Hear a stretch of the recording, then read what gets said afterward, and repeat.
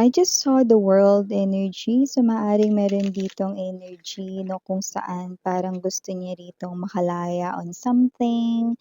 This is like a struggle, gustong malampasan, gusto rito na makaalpas. Yeah, that's the word na makaalpas dito. Matapos ganyan, no. We have here this Four of Coins in reverse. So, ibig sabihin, no, talagang this person here really wants to escape from this. Really is someone here, no, na gusto ang freedom, 'yan 'no, or parang energy kasi na parang nahihirapan siya rito. Parang yung energy na 'di ba 'pag nahihirapan ka gusto mo matapos agad, 'di ba? Kunwari ang daming binigay na ng trabaho ng boss mo 'no, gusto mo matapos agad, 'di ba? Pero hindi mo naman siya puwedeng sabihin na, "Boss tama na, wag ka na magbigay." Pero gusto mo ng matapos, 'di ba? So, ang gagawin mo 'no, bibilisan mo, gagalingan mo, na mga gano'n. So, alamin natin. Okay, example lang 'yun, pero hindi 'yun talaga. So, let us see, let us see. Okay.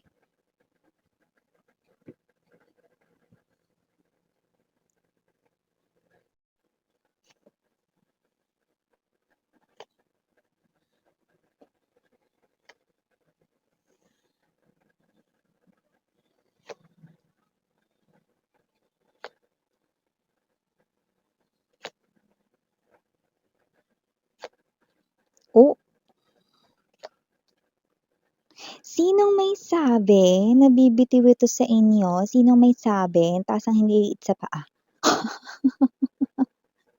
Hindi ito bibitiw sa inyo kahit nahihirapan siya rito sa sitwasyon, 'no? Actually, nakikita ko pa nga siya ritong kakapit ng mahigpit. Parang magkatunog yun, rhyming words, kakapit, mahigpit, 'di ba, ang taray. So, definitely hindi ko 'to nakita 'no, nasusuko rito kahit nahihirapan siya sa sitwasyon 'no. Ito ay pagkilos with the Ace of Swords right in here, maaaring may ginawa na ritong hakbang or aksyon. Yung iba naman puwedeng nagpaplano pa lang pero gagawin talaga 'yan, hangman energy or the hangwan. We have the magician here, bottom of the deck, let's see the moon, knight of wands, and the tower. Yes. I do see that whoever this energy is, this is your ex-lover. At kung sino man 'tong energy na 'to, this person here 'no, may mga plano na siyang ginagawa ngayon. Yung iba siguro nagsimula na makipag-communicate na, nakikipag-usap na sa inyo, whether ni-replyan niyo na, yung iba naman puwedeng pautay-utay or konti lang yung inyo ritong isinasagot or baka sinisinyo pa lang, ha? So, nakikita natin dito na kung sino man 'tong energy na 'to or baka naman iba na nilagay ninyo sa what's this? Ano yun, yung sa nilalagay yung mga message 'pag ano, ayaw mo na ma-seen muna. Ayan na, baka nilagay mo na kayo sa restricted spot, mga ganyan. So, whatever the case may be, nakikita ko rito 'no, na itong person na 'to ay kakapit ng mahigpit dito 'no. Hindi lang sa paniniwala 'no, kundi talagang sa gawa din. Gagawa ng paraan 'no, at isasabuhay ang mga planong kanyang naiisip 'no, kung hindi pa gumagawa ng paraan. Yung iba kung dinededma niyo siya, kinikita ko rito 'no, na hindi pa rin 'yan titigil kasi ang nakikita ko rito na parang kumbaga sa motto niya sa buhay 'no, kakapit ng mahigpit, 'yan ang taray 'no, parang ano na rin 'no, kapit sa patalim. So, parang gano'ng klase ng energy, parang feeling niya nasa edge or nasa gilid siya rito 'no, ng hindi niya malaman kung may tagumpay ba ito o wala. Pero hindi ko nakikitang nagho-hold back pa siya dito kasi the Four of Coins ay naka-reverse na. O, so bago natin pag-usapan 'tong kapit na mahigpit, kakaloka, kapit ng mahigpit. 'Di ba dapat ano, hiwa-hiwalay muna ngayon kasi ang init, pag tabi-tabi, pagpapawisan, 'di ba? So, yun nga 'no, So, yun nga na bago natin pag-usapan ito, bati muna natin everybody. Hi and hello there everyone, my name is Yan. Welcome new subscribers. Returning Istam buyers ko, thank you sa inyong walang sawang love at support for me. At kung hindi niyo pa po alam, meron pa tayong other channel, link down below lang sa ating description box. So, if interested, i-click lang yan para makarating po kayo doon. Araw-araw ay nag-upload tayo ng collective readings for all signs there. Yun nga na tayong gender dito so babae, lalaki, LGBT, lahat tayo welcome. So just take only what resonates kayo. Pwede rin pong i-switch ang roles dahil Okay, maaari talagang magpalit kasi general reading ito, and at the end of the day lahat ay may free will na free mong gamitin anytime, anywhere. So nakikita ko rito, ito yung klase ng by the way timeless tayo, puwede nangyari na, sa iba nangyayari na, sa iba mangyayari pa lang 'no. Pero ito yung klase ng energy na nakapagpasya na siya rito. Kahit nahihirapan siya, yung iba puwedeng ni-reply niyo na ito, kasi may nakita rin tayong gano'n. So, maaaring meron kayong mga pinapagawa sa kanya 'no, na mga mahihirap, 'yan, oh. Parang, ah, yung mga yun ay, this person here finds it very challenging, like difficult, hard, 'yan, 'no, gano'n niya ito tinuturing 'no. Pero hindi siya susuko pa din kahit na ito ay, bagay rito 'no, na parang mahirap na gawin 'no. So, whatever the case may be, I do see that this person here 'no, ay hindi ko nakikitang bibitaw dahil nahihirapan siya, kundi with the Eight of Coins energy, patuloy pa rin dito 'no, na iwo-work out yung things sa inyong dalawa, gagawa ng strategies 'no, gagawa rito 'no, hindi lang ng, communications kundi actions pati 'no, gawa 'no. Nakita ko dito this person here ay manifesting this, reconciliation 'no, para sa inyong dalawa at bumalik kayo rito sa buhay niya bilang kanyang partner in love, 'yan. So, gaano nga ba, mga mahal 'no, kayo sumagot niyan, gaano nga ba parang ka-effective pa rin 'no, na tingin ninyo 'no, magwo-work pa rin kapagka naghiwalay na kayong dalawa 'no? Siyempre ang pinaka nakikita natin dito kasi medyo ang pinaka nagiging problema sa inyong dalawa if ever babalikan mo siya ay trust issues, ano. So, nakikita ko ito yun ang magiging problema kasi kahit na parang let's say 'no, na nagbago siya rito 'no, ikaw ito na you are processing from the place of the past 'no. So, maaaring maisip mo pa rin dito kasi dito may pagbabalik 'no, ng mga ala-ala 'no at, ito ay hindi nagiging healthy for you kasi maaaring nagkaroon ka ng trauma dito at parang, this will keep, hunting you 'no. Like let's say hindi lang ito kada buwan na dadalawin ka ng ganito na naaalala or maaalala mo yung mga ginawa nitong tao na 'to in the past 'no, kundi maaaring, mga araw lang 'no, puwedeng araw-araw pa nga parang kakabog-kabog ka, kakaba-kaba yung dibdib mo dito 'no, baka ulitin niya rito yung ginawa niya rito, pananakit ng damdamin mo way back before 'no. So, hindi natin maaalis yung fear na yun 'no, at siyempre hindi ko rin naman jina-judge ang inyo ritong feelings kasi your feelings are all valid. Alam niyo naman dito sa channel na 'to walang ibang judgmental dito mga babes 'no, kundi ako lang. Pero dahil nga love ko kayo, alam niyo naman wala dito sa channel natin 'no, hinuhusgahan rito yung mga gawain at galawan ninyo, lalo na kayo, 'di ba?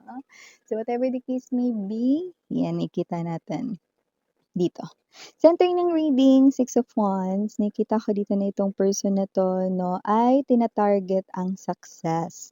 Successful outcome ang tina-target niya rito at nakikita ko dito na itong person na 'to ay desidido, porsigido na talagang gumawa ng paraan para sa kaaayos at ikabubuti ng inyong koneksyon 'no. Alam mo kasi nandito yung Tower, talagang nasira yung, koneksyon ninyo nitong tao na 'to. So, hindi ko alam, parang ang bigat ng kasalanan niya dito sa inyo, kayo makakapagsabi niyan, okey? Parang ang hirap na makalimutan, ang kasalanan nitong tao na 'to kahit na sabihin na magsimula pa kayong muli, okey? So, it's very hard to forget lalo na kung yung bagay na nagawa 'no, ay talagang nakawasak rito. Hindi lang ng puso mo kundi ng iyo ritong buong mundo. Okay, lahat-lahat na, 'no? So, I do see that your feelings are all valid, okay, at, nakikita ko rito na alam rin naman ng person na 'to na walang dapat na excuse, na walang dapat rito 'no, na i-blame kundi siya, yung sarili niya rito 'no, and I do pick up that this person here 'no, medyo nagdalawang isip din siya nung una 'no. Nagdalawang isip rin siya rito 'no, kung itutuloy niya ba 'tong pakikipag-ayos niya rito sa inyo 'no, or hahayaan niya na lang kayo kasi parang bilang respeto na lang din 'no, para makapamuhay na kayo dito na matiwasay 'no. Kaso sa kabilang banda naisip niya 'no, na gusto niya kayong makasama rito at kung mapapakita niya sa inyo at mapapatunayan na hindi na talaga siya dito magbabalik sa sa kaniyang dating ugali or dati ritong ginagawa 'no, this person here will guarantee you yun daw yun, 'no? Okey, kasi nakikita ko dito na oo, yun nga yung nasa energy niya ngayon na kahit kailan di niya kayo sasaktan, di siya babalik sa ganong klaseng gawain 'no, yung ayaw ninyo or yung nakasira sa inyong dalawa 'no. Pero siyempre on your part, mahirap pagtiwalaan yun kasi dito kita ko wala kayong tiwala. Sa kahit na anong sabihin niya, though gusto niyong maniwala, okey, parang may energy kayo na parang hindi niya na mabibilog ulit yung ulo ko, hindi niya na ulit, um, malalason ng isip ko, Miss 'yan. Parang gusto ko siyang pagtiwalaan or gusto ko maniwala sa sinasabi niya, Miss 'yan.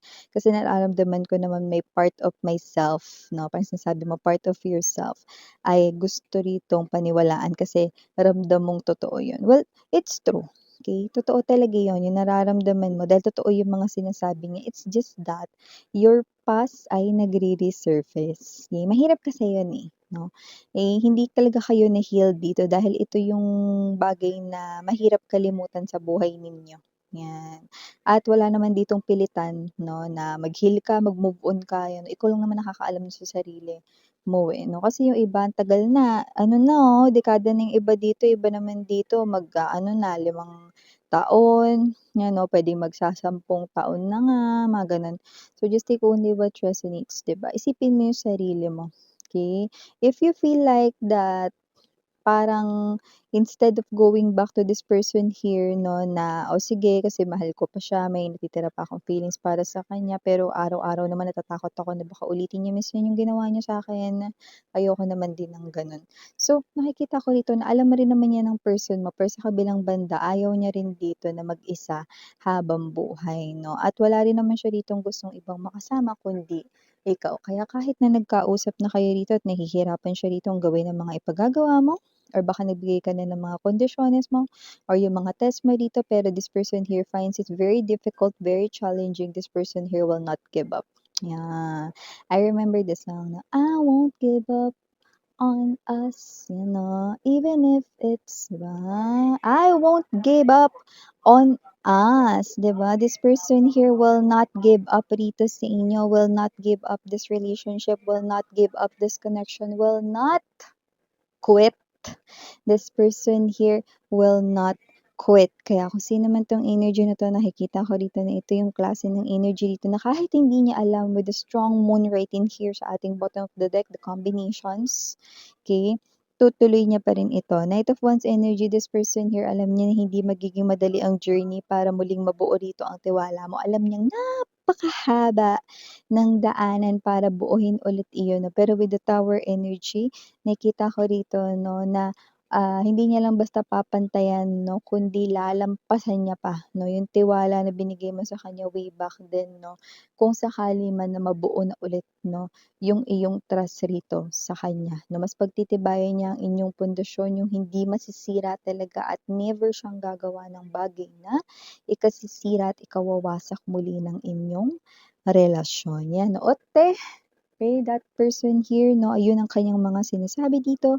Pero siyempre hindi naman niya rito as in na gustong i-force na paniwalaan mo siya. Pero sa nakikita ko rito, ito yung klase ng energy na nakikita ko rito for this person.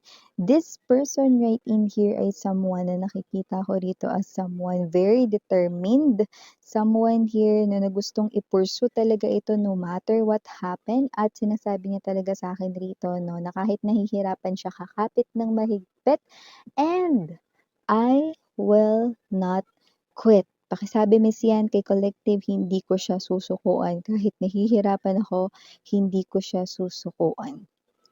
Yan, oh. Ikaw kasi angel baby nito, eh.